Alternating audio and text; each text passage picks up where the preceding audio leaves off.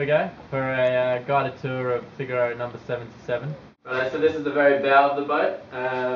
Not much up here, and don't really come up here much. But basically, there's a collision bulkhead up here, which is watertight. So if we had an impact, the boat wouldn't sink. So the only other reason we come up here is there's basically some wiring here, so all the mast instruments, the MKE, sort of the speedometer, and some of the battery things are up here, which need to be fixed or repaired. This is the middle of the boat.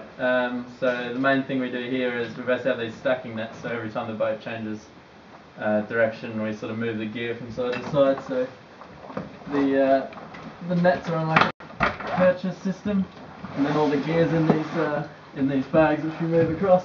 And so it's quite hard work doing that every time you change direction. And then also the ballast tanks are here and here, which are 250 kilos per side, so that gets transferred as well with the water. And this little laptop here, which basically powers everything, and then it directs onto this repeater screen up here. VHF, GPS, the AIS box there, and then sort of buttons for all the other stuff. The most important bit for me anyway is the stove here.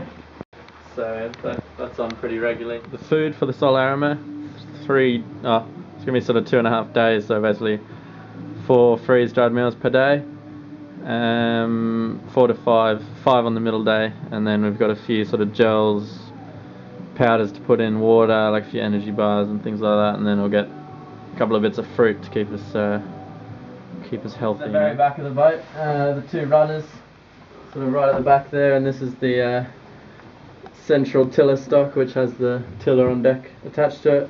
That guy there is the autopilot, which is pretty important. Ballast pump here, which pumps salt water from the sea into the ballast.